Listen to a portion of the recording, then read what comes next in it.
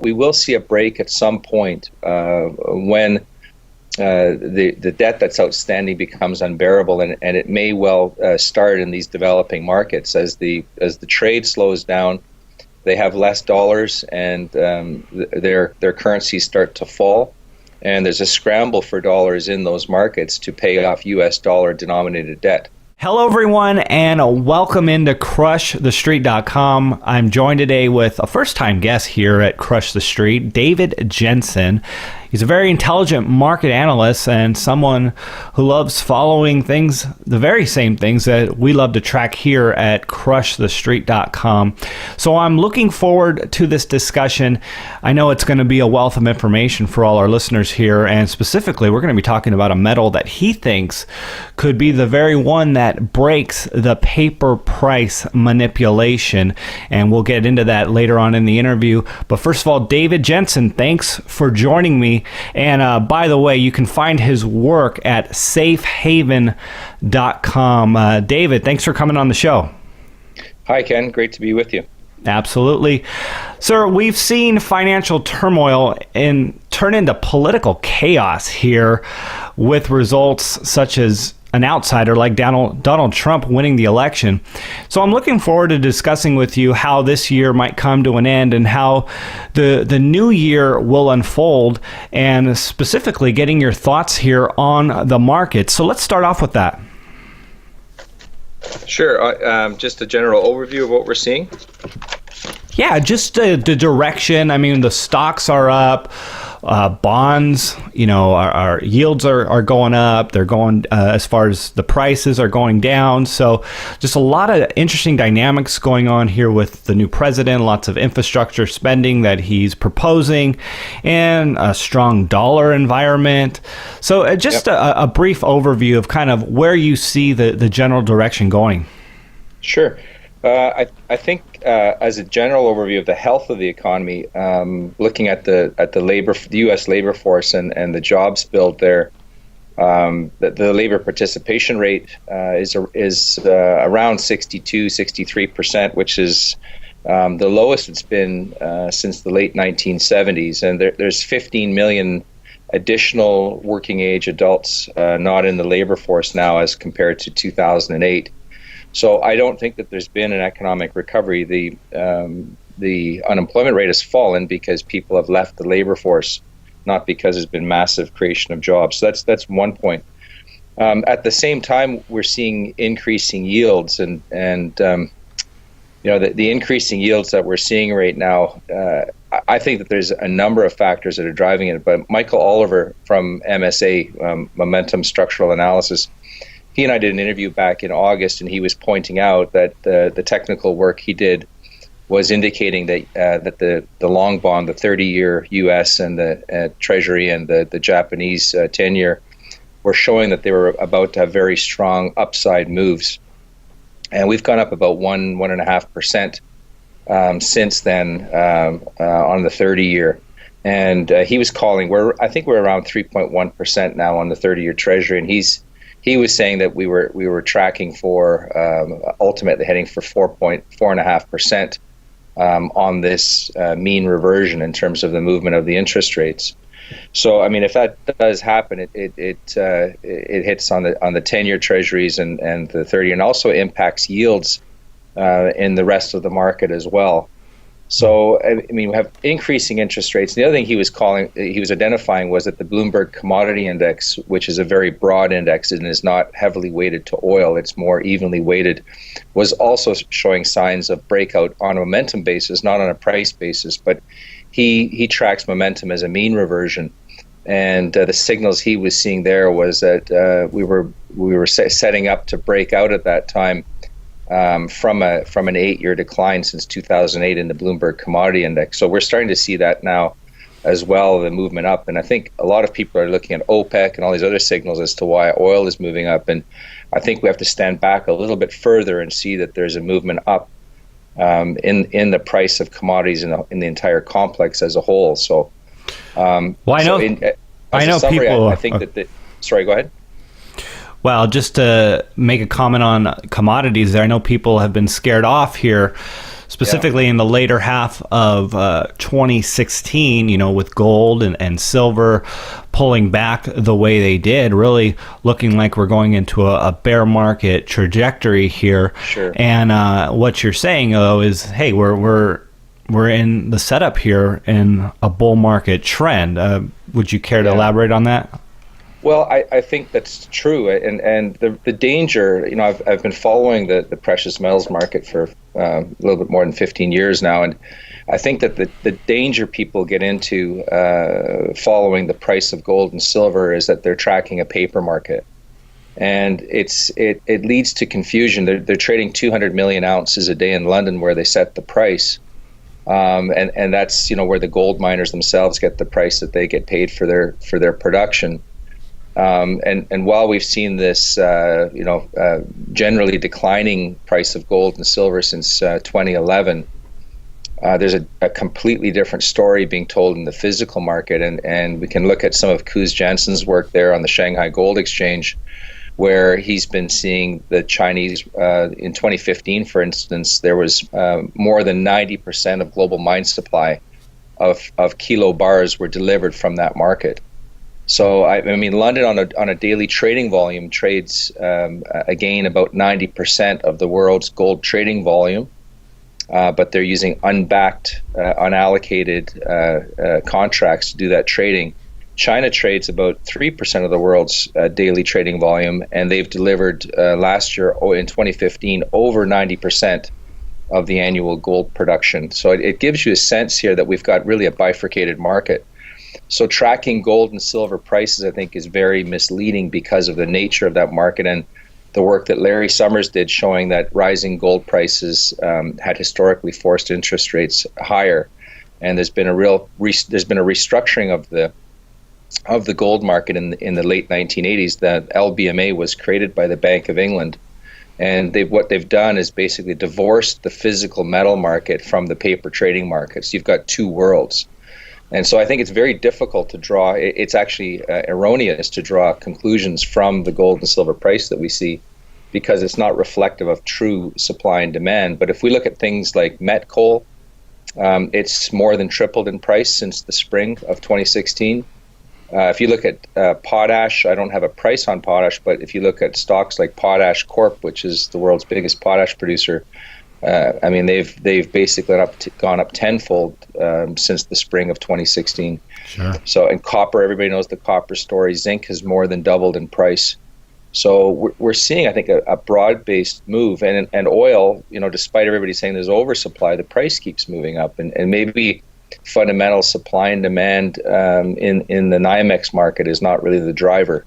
So I think there's more of a monetary issue and a reallocation of assets into things that you can't print, and a selling of bonds as well that's going on. The other cross current, Ken, I'm going on a little bit here, but just one other cross current that I see is with the election of Donald Trump. I think that there's a portion of the market that believes that there's going to be a write-down in U.S. debt. I mean, that's what Donald Trump, he calls himself the king of debt. Mm. And he has a history of writing down debt when it becomes unbearable. And I'm watching this stock market activity. It doesn't seem to make sense that as people are selling bonds and interest rates are going higher and higher, that the stock market, the general equities, continue to go up despite bearish views on earnings for the future. And it may well be that there's a portion of the bond market who are selling bonds and buying things like general equities and commodities as a shelter from an anticipated devaluation of U.S. debt. Mm. Well, David, and the only thing I would add to the commodities, and for just an update for anyone who hasn't been following, but uranium has actually made a big spike over the last day, about 9%, which is something that we track here at Crush the Street. But going on and talking about the economy, I want to get your thoughts here on if you think we are at a crisis, if we're at a breaking point. And I had a recent guest on the show who called where we are at a breaking point, and we're talking about the interest rates and the debt and all these different things that are basically we can't go one way or another. And I know we're speaking right before the interest rate decision here that the Federal Reserve is going to be making. A headline this morning: mortgage applications are dropping as the market interest rates are topping near 4%. So I'm just wondering, with the U.S., with the dollar strengthening and, the global economies around the world that are borrowing dollars and earning local currencies, where are we at? What do you forecast in this current environment? Yeah, I do think that things cannot continue as they're going, and I think that one of the key issues is interest rates, and as you note there, the strengthening dollar and the impact that is having in the market. And I wrote an article on the credit tightening cycle, and it's posted under the title President Trump's Immediate Emergency. It was November 18th. And the point that I made in that article was that the 6-month LIBOR rate has been rising since the end of 2014. And it was about 0.3% then, and it's about 1.3% now on a 6-month term. And there's over $20 trillion of outstanding debt that uses LIBOR as a reference point. And so that interest rate has run for 2 years now, and the treasuries and the JGBs have started to run upwards in yield as well now. And at the same time, we've seen a flattening and the start of decline of world trade.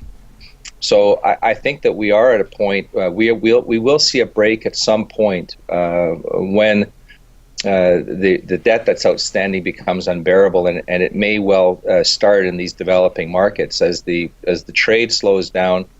They have less dollars, and their currencies start to fall, and there's a scramble for dollars in those markets to pay off U.S. dollar denominated debt, much of it which is driven by LIBOR. And so I do think that we do reach a crisis point at some point with the surging U.S. dollar, and we may start seeing some of these emerging markets starting to go off in terms of currency crises. So the timing, nobody knows the timing on these things. It's so complex.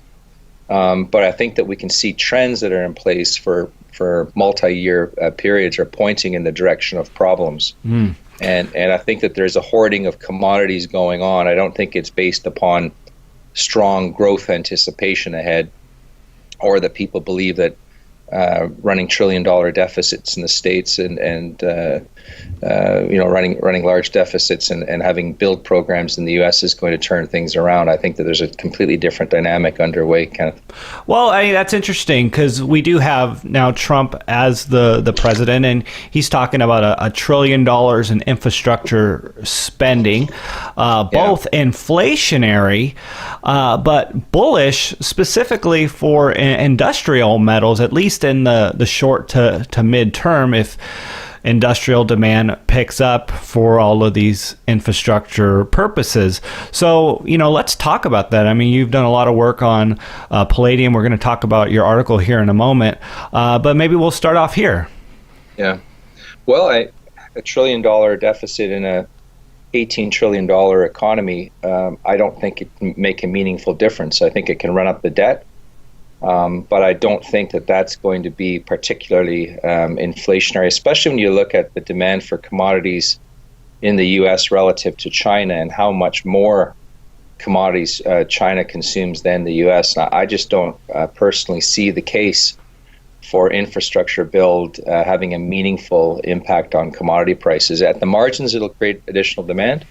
But I just don't see it as it being a reason for the move that we're seeing here in these prices, which have, gone on throughout 2016, really. And so I personally don't think it'll be a material event. Well, let's get right into the article you wrote, and basically you're talking about palladium shortages and global palladium stockpiles falling. And one of the things that I thought was really interesting is that you pointed out that this could be the metal that busts the paper price manipulation scheme. And first of all, I'd like to just get your thoughts on this and Sure. just kind of what you were saying in the article. Yeah, always been watching the precious metals and trying to anticipate, which one eventually results in a meaningful default in the London precious metals markets. Gold, the stockpiles are so large, and there's extensive holdings by the official sector, which can be leased into the market to plug gaps when there's large demand arises for physical metal. They can lease it and do various things to meet the demand. Palladium is one which is quite different. There are no official sector holdings. Global production annually is of the order of about 6 million ounces, and it's about an 8 million ounce a year total market, including recycling. I think it's roughly 8.3 million ounces. Russia produces from its mines roughly 2.6 million ounces, or 42% of the market of the mine production market. And they announced in 2014 that their state metals agency would be entering the market as a buyer in the future. And I was watching palladium very closely because I thought, geez, this market, there was a crisis in the 90s where palladium was so short that the short-term lease rates on palladium reached 300% per annum. And there was a tremendous scramble for physical metal, and Russia stepped in at that time and saved the paper markets from exposure of the fact that there was very little metal actually backing this paper trading. They had 25 million ounces at the time, and they've sold that into the market. So, I was waiting for a change in the market, and for perhaps palladium to precipitate another event. And nothing really happened in 2015. Johnson and Matthey and GFMS and all these various agencies were saying, maybe 500,000 ounce deficit in a 8 million ounce market, but there are stockpiles and nobody knows how big they are, and they just went on and on. But what was interesting to me was a month or so ago, I started looking at export statistics to see what was going on. And what came of that was that one glaring statistic was that Russian palladium exports in 2015 for the entire year had dropped from more than 2.5 million ounces to 1 million ounce.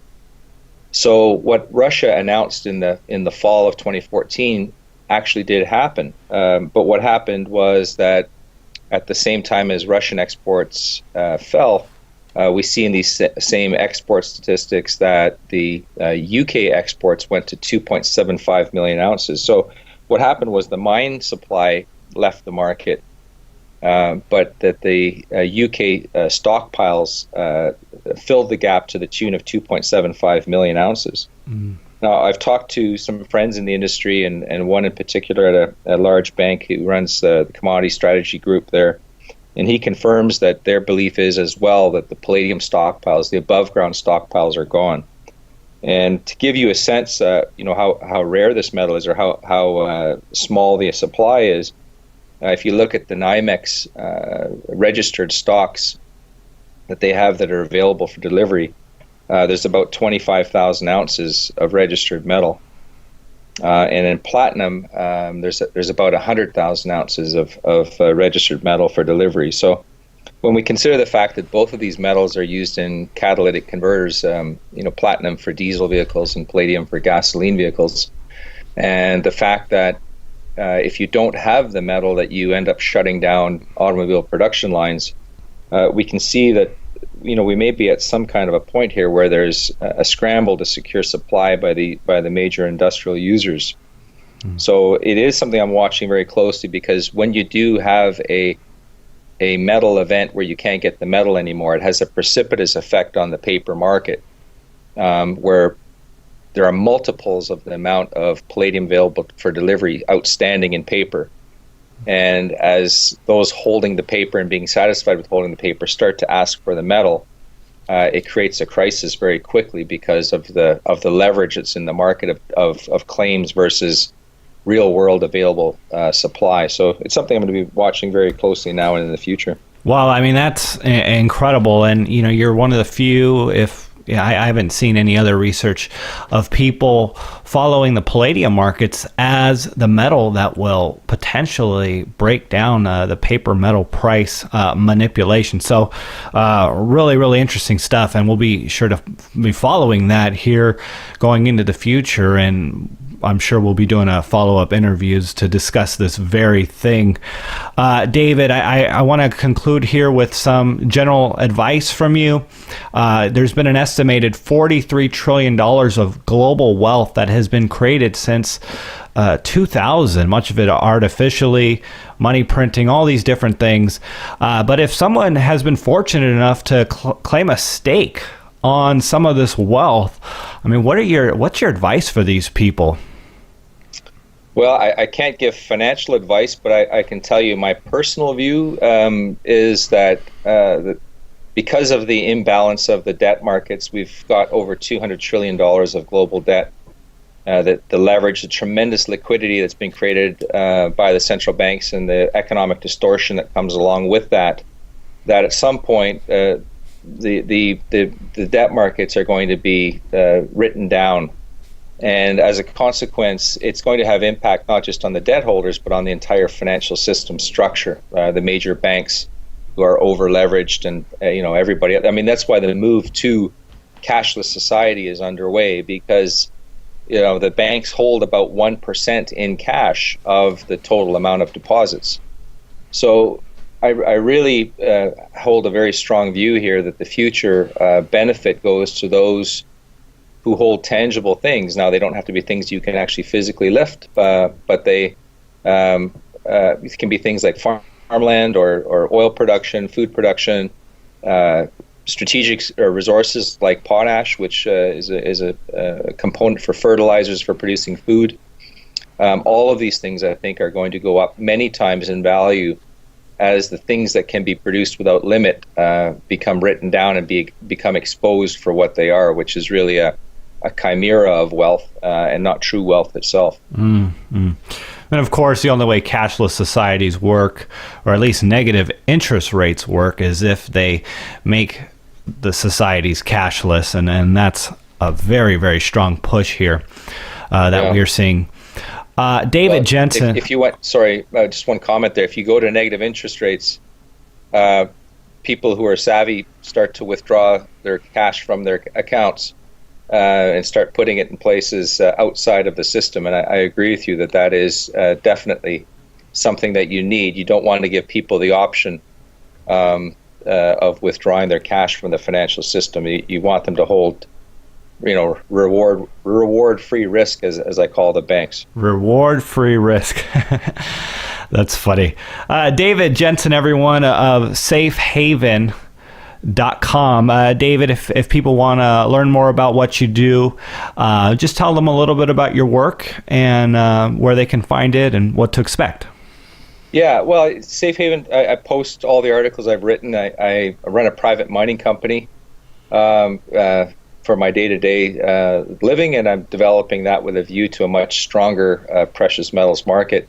But I post my thoughts there on primarily on precious metals and on the financial markets, the bond market especially. I'm not as interested in general equities, but in terms of the macro moves that we have coming up now, that's all posted at safehaven.com. And I'm also profiled at LinkedIn. If anybody wants to get in touch with me, they can get in touch with me through that facility. All right, sir. Well, until next time, you have an excellent day. Great. Thank you, Kenneth.